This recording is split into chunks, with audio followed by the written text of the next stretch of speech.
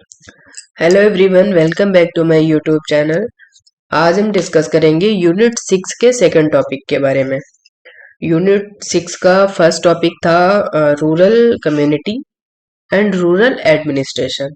Second topic है यानी कि सेकंड पार्ट है हमारा अर्बन कम्युनिटी। तो चलिए शुरू करते हैं।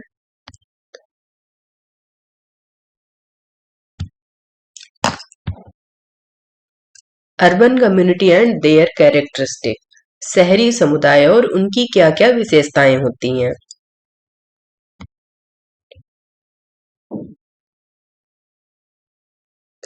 शहरी समुदाय कस्बों और शहरों का बना होता है। भारत की जनसंख्या का 20% भाग शहरों में रहता है। भारत में ग्रामीण समुदाय शहरी समुदाय की तुलना में अधिक हैं, लेकिन आज के आधुनिक युग में शहरी जनसंख्या बढ़ती जा रही है। ये सब औद्योगिकीकरण के कारण हो रहा है। शहरों में अधिकतर लोग उद्योगों और व्यापार संबंधित रहते हैं। आज के समय में लोग अपने घर छोड़कर रोजगार की तलाश में शहरों में आ रहे हैं। वे अपने काम में ही व्यस्त रहते हैं। शहरी सामाजिक जीवन पर आधार जाति की अपेक्षा वर्ग होता है। सामाजिक वर्ग आर्थिक स्तर पर निर्भर करता है। यहाँ पर एकता व घनिष्ठता का अभाव पाया जाता है। तो बेसिकली शहरी समुदाय में क्या होता है और उनकी क्या क्या विशेषताएं होती हैं। तो हमारा जो शहरी समुदाय होता है वो कस्बों और शहरों से मिलकर के बना होता है। ठीक है, उसमें छोटे छोटे जो एक मिडिल बीच का जो हिस्सा होता है वो तो प्रॉपर शहर होता है, लेकिन उसके जो साइड साइड के जो पॉपुलेशन है या साइड साइड के जो छोटे छोटे समुदाय हैं वो बेसिकली कस्बे होते हैं। तो कस्बे और शहर को मिलाकर के हमारा शहरी समुदाय बनता है। भारत की लगभग 20% जनसंख्या जो है वो शहरों में रहती है। ठीक है, भारत में ग्रामीण समुदाय शहरी समुदाय की तुलना में अधिक है। ग्रामीण समुदाय जो है वो शहरी समुदाय की तुलना में अधिक है, मतलब गांव ज्यादा है। जो ग्रामीण समुदाय है वो ज्यादा है। लेकिन अभी आज के आधुनिक युग में क्या हो रहा है, शहर की जनसंख्या धीरे धीरे बढ़ती जा रही है। पहले क्या था, शहर की जनसंख्या बहुत ही कम थी और गांव की जनसंख्या, ग्रामीण स्तर पर लोग ज्यादा रहते थे। पर अभी पिछले 5, 10, 20 साल से देखा जाए अगर तो शहरों की जनसंख्या लगातार बढ़ती जा रही है और गांव की जनसंख्या कम होती जा रही है। ये सब इसलिए हो रहा है क्योंकि वहां पर उद्योग ज्यादा है, औद्योगिकरण ज्यादा है। शहरों में अधिकतर लोग उद्योग और व्यापार से संबंधित ही रहते हैं, क्योंकि शहरों में व्यापार ज्यादा है, उद्योग ज्यादा है, वहां पर लोगों के पास रोजगार है, काम धंधे हैं, इसलिए लोग शहरों की तरफ ज्यादा भाग रहे हैं। आज के टाइम में लोग अपने घर, अपने गांव, अपने परिवार को छोड़कर रोजगार की तलाश में शहर की तरफ आ रहे हैं। वे अपने काम में ही ज्यादातर व्यस्त रहते हैं, क्योंकि वहां पर उनका ग्रामीण समुदाय तो साथ में होता नहीं है। शहर के लोग होते हैं, शहर के लोग ज्यादा एक दूसरे से आपस में तालमेल नहीं रखते हैं। शहरी सामाजिक जीवन का आधार जाति नहीं, बल्कि वर्ग होता है। वहां पर जात पात ये सब नहीं होता है, वहां एक वर्ग होता है, स्टेटस। वहां पर जाति के तौर पर लोग वो नहीं करते हैं, डिफरेंशिएट नहीं करते हैं, वहां पर वर्ग के हिसाब से करते हैं। जैसे सामाजिक स्तर कैसा है आपका, वर्ग जो है सामाजिक वर्ग आर्थिक स्तर पर निर्भर करता है। आर्थिक स्तर, आर्थिक स्थिति कैसी है, इंसान की आर्थिक स्थिति कैसी है, तो उस हिसाब से सामाजिक वर्ग जो है समाज उनको उन हिस्सों में बांट देता है। ठीक है, वहां पर एकता व घनिष्ठता का अभाव पाया जाता है। शहरों में एकता और घनिष्ठता का अभाव पाया जाता है, वहां पर यूनिटी बिल्कुल भी नहीं होती है। सब अपने काम से मतलब रखते हैं, किसी को किसी से कोई लेना देना नहीं है, सब अपना अपना देखते हैं। ठीक है, नेक्स्ट है शहरी समुदाय में परिवर्तन और शहरी समायोजन। तो change and adjustment of urban environment, यानी अर्बन एनवायरनमेंट में किस तरह से चेंज होता है और किस तरह से एडजस्टमेंट किया जाता है। ठीक है, शहरी समुदाय में परिवर्तन के क्या क्या प्रभाव पड़ते हैं। शहरी समुदाय में परिवर्तन के निम्न प्रभाव हैं।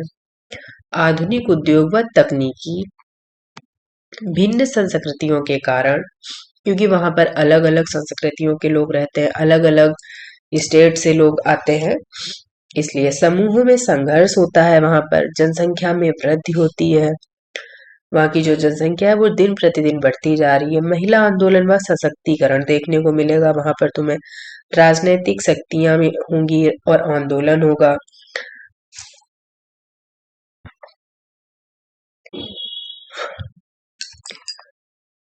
सरकारी योजनाएं और प्रोग्राम्स होंगे। आतंकवाद भी वहां पर होता है। आर्थिक गतिविधियां आपको देखने को मिलेंगी, जैसे शेयर्स, क्रिकेट, सट्टा, काला बाजारी, ये सब। तो ये वहां पर परिवर्तन के प्रभाव है। शहरी समुदाय में क्या क्या परिवर्तन के प्रभाव है, ये जो हमने भी डिस्कस किए हैं, इतने सारे परिवर्तन के निम्न कारण है वहां पर।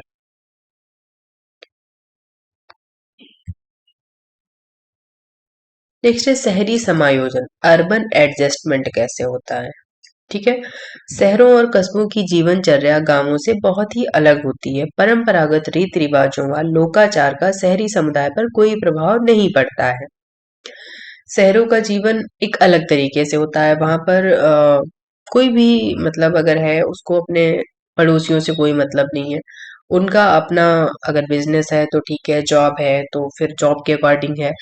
मतलब उनका अपनी अपनी सबकी जीवनचर्या जो है, दिनचर्या अलग अलग है। किसी को किसी से कोई फर्क नहीं पड़ता है। वहां पर रीति रिवाज या लोकाचार, इन सब चीजों का शहरी समुदाय पर कोई प्रभाव नहीं पड़ता है।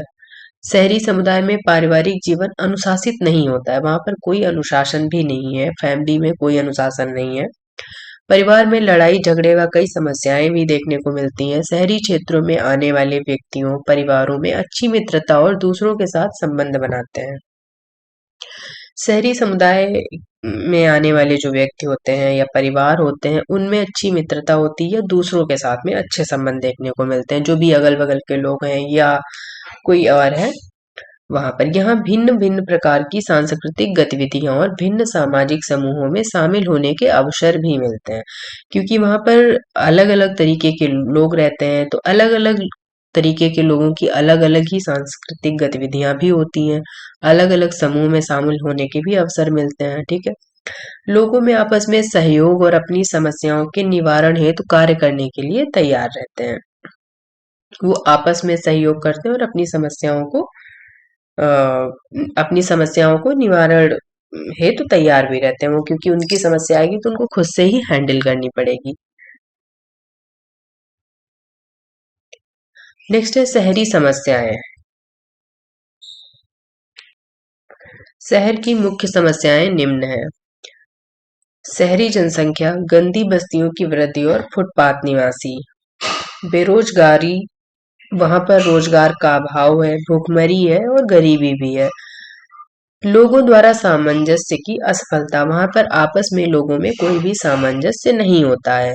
बाल अपराधों में वृद्धि होती है, भीख मांगना, वेश्यावृत्ति, ये सब चीजें शहरों में ज्यादा देखने को मिलती हैं। सड़क दुर्घटनाएं बहुत ज्यादा होती हैं।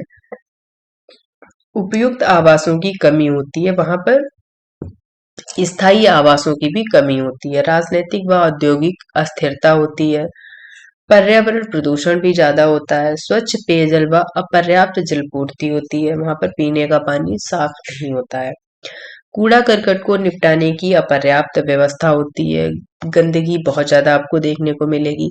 पारिवारिक विघटन भी होता है, मतलब परिवार जो है, फैमिलीज टूटी हुई होंगी, ब्रोकन फैमिलीज मिलेंगी आपको। मानसिक तनाव होगा, मेंटल इलनेस उनकी अच्छी नहीं होगी, सॉरी मेंटल हेल्थ उनकी अच्छी नहीं होगी। कच्ची बस्तियां, झुग्गी और झोपड़ियां भी आपको देखने को मिलेंगी। ये वहां पर आमतौर पर इतनी समस्याएं देखने को मिलती हैं शहरों में। शहरी समुदाय में कच्ची बस्तियां, स्लम्स इन अर्बन कम्युनिटी। हमारे देश में 3500 से 4000 छोटे बड़े शहर हैं। इनमें प्रत्येक शहर में कच्ची बस्तियां होती हैं। कच्ची बस्तियां पर्यावरण स्वच्छता के लिए एक कारण है। हमारे देश में दिल्ली, मुंबई जैसे बड़े महानगरों में भी कच्ची बस्तियां पाई जाती हैं। कच्ची बस्तियों में झोपड़पट्टी, झुग्गी, झोपड़ी, गंदी नालियां या गंदी गलियां, अवैध बस्तियां या स्लम के नाम से भी इन्हें जाना जाता है। हर जगह पर अलग अलग नामों से जानते हैं। कहीं पर कच्ची बस्ती बोला जाता है, कहीं पर झोपड़पट्टी या झुग्गी, झोपड़ी, इस तरीके से अलग अलग जगह पे अलग अलग नामों से इन्हें जानते हैं। कच्ची बस्तियां प्रायः बड़े शहरों के रेलवे स्टेशन, बस स्टैंड, शहरी नालों के पास या सार्वजनिक पार्कों या फिर मंदिर या गुरुद्वारा या बड़ी बड़ी बहुमंजिला इमारतों के पास में पाई जाती हैं। ये कच्ची बस्तियां अपने मकान का अवैध निर्माण करते हैं। ये या तो टीन शेड से अपने मकान बनाते हैं या फिर तंबू लगाते हैं या गत्ते या फिर ईंटों से अपने मकान को बनाते हैं। कच्ची बस्तियों के निर्माण के कारण क्या होते हैं? ये लोग कच्ची बस्तियां क्यों बनाते हैं? क्यों अवैध तरीके से अपने कच्ची बस्तियों का निर्माण करते हैं? क्योंकि इनके पास में बेरोजगारी है, इनके पास में कोई रोजगार नहीं है, तो अपना जीवन यापन करने के लिए कहीं पर भी थोड़ी सी जगह देखकर वहां पर अपनी झुग्गी या झोपड़पट्टे बना लेते हैं। इनके पास आवास की कमी होती है, रहने के लिए इनके पास स्थायी तौर पर कोई जमीन, कोई मकान नहीं होते हैं। शहरीकरण की प्रवृत्ति के कारण भी, क्योंकि शहरीकरण जहां पर भी ये रह रहे होते हैं वहां पर या तो गवर्नमेंट ने कुछ ऐसा बना दिया तो इनको वहां से हटा करके दूसरी जगह शिफ्ट कर दिया, तो शहरीकरण की प्रवृत्ति की वजह से शरणार्थी भी होते हैं कुछ लोग जो बाहर से आ गए, कहीं से उनके पास कोई शरण नहीं है तो कहीं पर भी रहने लगे जगह देख करके। ठीक है, राजनीतिक भी होती हैं, कुछ राजनीतिक कारणों की वजह से भी रखा जाता है कुछ लोगों को इस तरह से झोपड़पट्टियों में भी, तो कई सारे कारण होते हैं। ग्रामीण समुदाय व शहरी समुदाय में क्या अंतर होता है? ठीक है, तो ग्रामीण समुदाय का आकार जो है वो कम होता है, छोटा होता है, और शहर बड़ी जनसंख्या वाला समूह होता है। ग्रामीण समुदाय में कम जनसंख्या घनत्व होता है और शहरों में जनसंख्या का घनत्व ज्यादा होता है, आकार बड़ा होता है। प्रकृति से निकट होते हैं ग्रामीण समुदाय के लोग, और शहरी समुदाय के लोग प्रकृति से दूर होते हैं। गांव में लोगों का जीवन सरल और सादा होता है, और शहरों में वही विपरीत, उसके विलासतापूर्ण जीवन होता है। विलासतापूर्ण बोले तो रहन सहन अच्छा, काफी आरामदायक रहन सहन, लग्जेरियस लाइफ वो लोग जीना चाहते हैं। तो ये डिफरेंस होता है। गांव में प्राथमिक संबंधों की प्रधानता होती है, वहां पर प्राथमिक संबंधों का अभाव होता है। प्राथमिक संबंध बोले तो बहुत ही पास के संबंध, जो जैसे कि परिवार, आपके माता पिता, भाई बहन, परिवार के लोग। ठीक है, यहाँ पर गांव में कृषि मुख्य व्यवसाय होता है, शहरों में व्यवसायों में विभिन्नता होती है, सबके अपने अलग अलग व्यवसाय होते हैं। गांव में सामाजिक गतिशीलता का अभाव होता है, शहरों में सामाजिक गतिशीलता की अधिकता होती है। गांवों में हम की भावना होती है और शहरों में हम की भावना की कमी होती है। गांव में जाति प्रथा होती है, शहरों में सामाजिक संगठन वर्गीय आधार पर होता है, स्टेटस के अकॉर्डिंग वहां पर सामाजिकरण होता है। गांव में संयुक्त परिवार होते हैं, सब एक साथ रहते हैं, शहरों में एकल परिवार होते हैं, सब अलग अलग रहना चाहते हैं। गांवों में धर्म प्रथा व रूढ़ियों का महत्व होता है, शहरों में धर्म प्रथा व रूढ़ियों का महत्व बिल्कुल ही नहीं होता है या फिर बहुत कम होता है, अगर कहीं पर होता है तो। गांव में सामाजिक समरूपता होती है, शहरों में सामाजिक समरूपता का अभाव होता है। गांव में शिक्षा की कमी देखने को मिलती है, पर शहरों में शिक्षा का स्तर जो है वो उच्च होता है। गांव में स्त्रियों की निम्नतर सामाजिक स्थिति होती है और शहरों में स्त्रियों की सुदृढ़ व सामाजिक उच्च स्तर होता है। तो ये कुछ चीजें गांव में अच्छी हैं और कुछ चीजें शहर में अच्छी हैं। आप ना तो गांव को बुरा कह सकते हो, ना ही शहर को बुरा कह सकते हो। हर चीज के कुछ अपने फायदे होते हैं, कुछ अपने नुकसान होते हैं। नेक्स्ट है सामाजिक समूह, संगठन व नेता, social group, organisation and leaders. समूह और संगठन लोगों के एकत्रित होने से बनते हैं, जिसमें प्रत्येक व्यक्ति का विशेष स्थान होता है एवं इसे प्रत्येक व्यक्ति की भूमिका कहते हैं। एक ही व्यक्ति की विभिन्न सामाजिक समूहों में अलग अलग भूमिकाएं होती हैं। ठीक है, देश का नागरिक ही किसी जाति, धार्मिक संस्था का सदस्य होता है, प्रत्येक समूह में उसकी भूमिकाएं भिन्न भिन्न होती हैं। ठीक है, समूह और संगठन यानी लोगों के एकत्र होने से बनते हैं, जिसमें ज्यादा लोग होते हैं उसको हम समूह कहते हैं, दो या दो से अधिक लोगों को। और इसमें हर मेंबर का अपना एक विशेष स्थान होता है कि कितने लोग हैं और कौन सा व्यक्ति क्या कार्य करेगा, कौन सी जिम्मेदारी किसके पास है, हर किसी का अपना स्थान होता है। ठीक है, चलिए नेक्स्ट है संगठन की संरचना। संगठन का अर्थ है आपसी संबंधों की भूमिका से। ठीक है, संगठन यानी कि सभी को गठित करके रहना, सभी का गठन ही संगठन है। संगठन का अर्थ आपसी संबंधों की भूमिका से है, जिसमें कुछ लोगों को वरिष्ठता प्रदान की जाती है, उनका प्रत्येक कार्य निम्न होता है। ठीक है, संगठन में बहुत सारे लोग होते हैं, लेकिन उसमें कुछ लोग होते हैं जिनको वरिष्ठता प्रदान की जाती है। जैसे जिम्मेदारी का क्षेत्र दिया जाता है कुछ लोगों को, प्रतिवेदन और लेखा जोखा संबंधित अधिकार दिए जाते हैं। प्रतिवेदन यानी कि निरीक्षण, जो जांच पड़ताल कर सके। हर किसी को अथॉरिटी नहीं होती ना कि वो निरीक्षण कर सके, लेकिन कुछ लोगों को होती है ना, तो इस तरह से समझिए। संगठन छोटे व बड़े सभी प्रकार का समूह होता है। प्राथमिक समूह, द्वितीयक समूह होते हैं इसमें। प्राथमिक समूह में प्रत्येक सदस्य को समूह की सदस्यता होती है और उनमें एकता की भावना होती है। प्राथमिक समूह यानी कि जो छोटे समुदाय में बने हुए समूह होते हैं उनको प्राथमिक समूह कहते हैं। ठीक है, उसमें हर एक व्यक्ति को समूह की सदस्यता होती है और उनमें एकता की भावना भी होती है। प्राथमिक समूह प्रत्येक सामाजिक व समाज संस्कृति व समाज में पाए जाते हैं, यानी ये प्राथमिक समूह हर जगह होते हैं। द्वितीयक समूह में समान हितों एवं लक्ष्यों की प्राप्ति हेतु एकत्रित व्यक्तियों के संगठन को द्वितीयक समूह कहते हैं। अब देखिए क्या डिफरेंस है। प्राथमिक समूह जो होते हैं वो लोकल लेवल पर होते हैं। ठीक है, द्वितीयक समूह जो जो होते हैं उनको मतलब समान कार्य के लिए, हितों के लिए, यानी कुछ लक्ष्य की प्राप्ति के लिए बनाया जाता है। उसमें ऐसा जरूरी नहीं है कि एक ही स्थान के लोग हों या एक ही परिवार के हों या एक ही तरह के हों। उसमें कोई भी मेंबर हो सकता है और वो कहीं का भी हो सकता है और वो अस्थाई भी होते हैं। उनके संबंध जो है वो प्राथमिक नहीं होते, उनके औपचारिक संबंध होते हैं आपस में और उनकी सदस्यता भी ऐच्छिक होती है। यानी संगठन है, जरूरी नहीं संगठन में हर किसी के पास जिम्मेदारी हो। उसमें कुछ लोग ऐच्छिक होते हैं कि उन लोगों को क्या कार्य करना है वो अपनी इच्छा से जिम्मेदारी को लेते हैं और उनके संबंध औपचारिक होते हैं। संप्रेषण के द्वारा समस्त व्यक्तियों में संगठन की स्वतंत्रता, कार्य क्षमता व सामंजस्य बनाए रखते हैं वो, जिससे वे प्रतिवेदन, परामर्श, निवेदन और आदेश को स्वीकार करते हैं। ठीक है,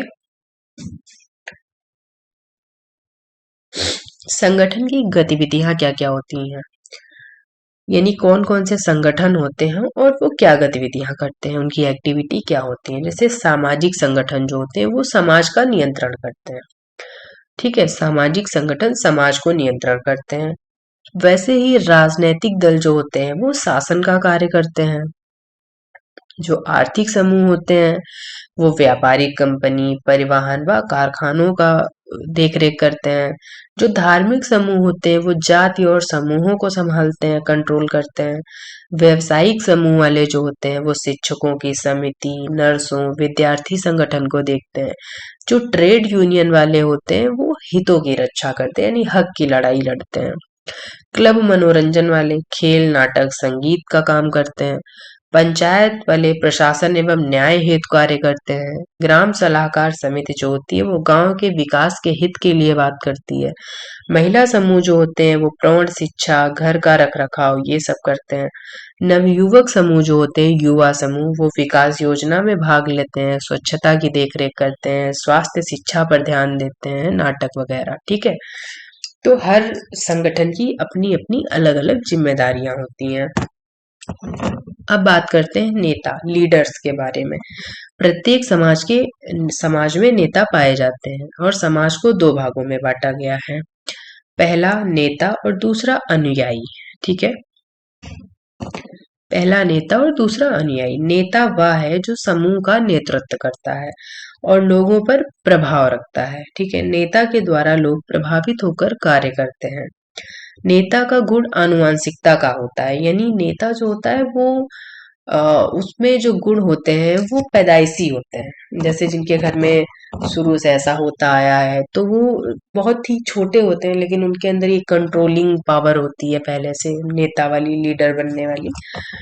तो ऐसा देखने को भी मिलता है। स्वास्थ्य कार्यकर्ताओं को स्थानीय नेताओं से तालमेल बना करके सभी कार्यों को करना चाहिए।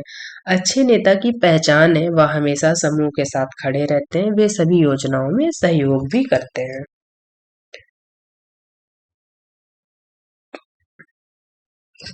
संगठन में मुख्य नेता होते हैं। अब कौन कौन से नेता होते हैं?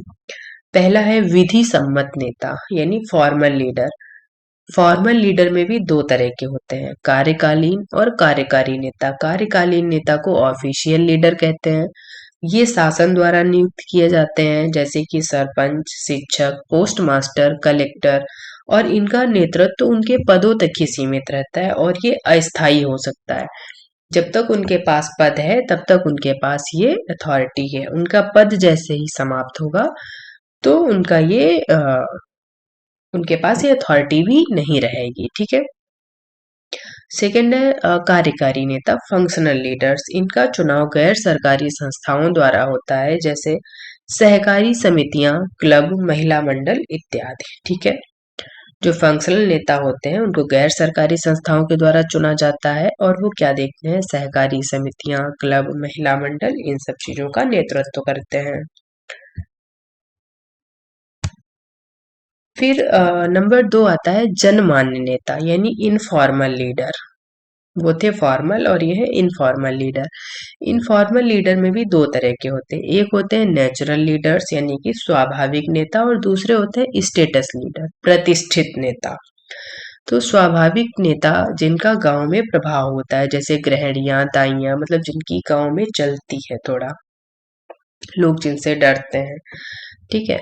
सेकंड है प्रतिष्ठित नेता, जिन्हें लोगों का आदर और विश्वास प्राप्त होता है। आयु, जाति, संपत्ति, शिक्षा में जो ऊपर होते हैं उन्हें हम स्टेटस लीडर कहते हैं। अब थर्ड है समान मत के नेता, ये ओपिनियन लीडर होते हैं जिन पर हमें विशेष कर ध्यान देना है। तो ओपिनियन लीडर जो सामुदायिक स्वास्थ्य और विकास प्रोग्राम को बढ़ावा देते हैं। ऐसे नेताओं की पहचान स्वास्थ्य कार्यकर्ताओं को अवश्य होनी चाहिए, जिससे वह समुदाय में रहकर नेताओं की मदद से स्वास्थ्य संबंधी कार्य कर सके। नेताओं की सहायता से परिवार नियोजन प्रोग्राम व शिविरों का आयोजन करना, गांव में स्वास्थ्य परिवार कल्याण प्रोग्राम व अन्य प्रोग्राम समुदाय के नेताओं से मिलकर करने चाहिए, क्योंकि ये प्रोग्राम जनता के द्वारा जनता के लिए महत्वपूर्ण है। ठीक है। तो हमें हमारे लिए सबसे मतलब हेल्पफुल कौन से नेता है? ओपिनियन लीडर, जिनके साथ रह करके हमें कार्य करना है। ठीक है। समुदाय के संसाधन, कम्युनिटी रिसोर्सेस। स्वास्थ्य कार्यकर्ताओं को समुदाय की संरचना के लिए संसाधनों की जानकारी होनी चाहिए, क्योंकि समुदाय की संरचना के लिए क्या-क्या संसाधन जरूरी हैं उनका पता होना बहुत जरूरी है। तो जन्म मृत्यु संबंधी सूचनाएं होनी चाहिए। प्राकृतिक संसाधन कौन कौन से हैं उनके बारे में हमें पता होना चाहिए। वित्तीय संसाधन क्या क्या है, हमें वित्तीय मतलब हमारा वित्तीय वर्ष का क्या प्रोसेस होता है, हमें कहाँ से मिलेगा, कहाँ खर्च करना है, ये सब पता होना चाहिए। स्वास्थ्य योजना बनाना, राष्ट्रीय प्रोग्राम कौन कौन से हैं, कब कब चलते हैं, ये सब पता होना चाहिए। आयुर्वेद नहीं है, यहाँ पर आयुष है, ये बाई मिस्टेक टाइप हो गया है, यहाँ पर आयुष है। ठीक है। तो हमें आयुष के बारे में भी पता होना चाहिए। आयुष यानी आयुष जो ट्रीटमेंट आयुष के थ्रू होता है उसके बारे में। स्वयं सेवी संस्थाएं कौन कौन सी हैं उनके बारे में पता होना चाहिए। निजी क्षेत्र के कितने अस्पताल हैं उनके बारे में भी पता होना चाहिए। समुदाय के सभी प्रकार के स्वास्थ्य केंद्र पता होने चाहिए। बीपीएल की स्वास्थ्य सेवाएं व क्या-क्या योजनाएं होती हैं, जो बीपीएल लाभार्थी होते हैं उनको स्वास्थ्य से जुड़ी हुई कौन-कौन सी सुविधाएं मिल सकती हैं, वो पता होना चाहिए। स्वैच्छिक संसाधन क्या-क्या हैं, वो भी पता होने चाहिए। यातायात साधन, सूचना, शिक्षा व संप्रेषण, आईसी, पोषण इत्यादि, इन सब के बारे में भी पता होना चाहिए। महिला स्वास्थ्य कार्यकर्ताओं को समुदाय में उपलब्ध संसाधनों को जानकारी के साथ स्वास्थ्य देखभाल के लिए संसाधनों को जानकारी रखना चाहिए। ठीक है, यानी महिला स्वास्थ्य कार्यकर्ता को समुदाय में जितने साधन उपलब्ध हैं, जो संसाधन, उनकी जानकारी के साथ साथ स्वास्थ्य देखभाल के लिए जो संसाधन जरूरी हैं उनकी भी जानकारी होनी चाहिए। ऐसा नहीं है कि उपकेंद्र पर जितने संसाधन हैं आपको सिर्फ उन्हीं के बारे में पता है। आपको स्वास्थ्य से जुड़े हुए हर संसाधन के बारे में पता होना चाहिए, जिससे आप गांव के, जहां पर आप जिस एरिया में वर्क कर रहे हैं वहां के लोगों को सही शिक्षा दे पाए, उनको सही गाइडेंस दे पाए। ठीक है, तो यूनिट 6 जो है वो कंप्लीट हो गया है। यूनिट 6 को हमने 2 पार्ट में कंप्लीट किया। फर्स्ट पार्ट में हमने 2 टॉपिक कवर किए थे, रूरल कम्युनिटी और रूरल एडमिनिस्ट्रेशन, और सेकेंड पार्ट में हमने अर्बन कम्युनिटी और अर्बन रिसोर्सेस कवर किए हैं। ठीक है, तो यूनिट 6 जो है वो कंप्लीट हो गया है। आप लोग वीडियो को ज़्यादा से ज़्यादा शेयर किया कीजिए ताकि बाकी लोगों को भी हेल्प मिल सके। आप लोग शेयर नहीं करते हैं। चलिए, मिलते हैं नेक्स्ट वीडियो में।